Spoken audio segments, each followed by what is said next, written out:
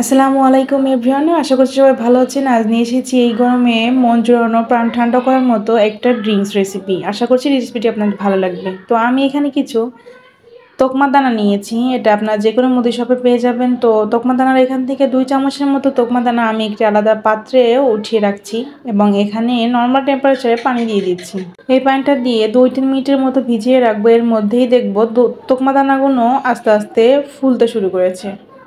দেখুন তোকমা দানা 2-3 মিনিটের মধ্যেই কত সুন্দর করে ফুলে একেবারে ডবল হয়ে গেছে এবং কালারটাও চেঞ্জ হয়ে গেছে। এখন আমি একটা সার্ভিং গ্লাস নিয়েছি, গ্লাসের মধ্যে এখানে 1.5 চামচের মতো তোকমা দানাগুলো দিয়ে দিচ্ছি। আর এখানে আমি অ্যাড করব রুয়াবজা। রুয়াবজার শরবত আপনারা যে কোনোভাবে খেয়ে দেখেন, এভাবে খেয়ে দেখবেন অনেক বেশি স্বাস্থ্যকরও হবে আর আপনার মনটা একেবারে ভরে যাবে। এরকম একটা ঠান্ডা ঠান্ডা পানি দিয়ে দিয়েছি রুয়াবজার মধ্যে, এভাবে আমি চামচের সাহায্যে তোকমা দানার সাথে রুয়াবজার সাথে ভালো মতো মিশিয়ে নিচ্ছি। এখন আরও কিছু আইস কিউব নিয়ে নিয়েছি। ব্যাস তৈরি হয়ে গেল এই গরমে মন ঠান্ডা করার মতো খুবই সহজেই অল্প সময়ের মধ্যে এরকম একটা ঠান্ডার রেসিপি।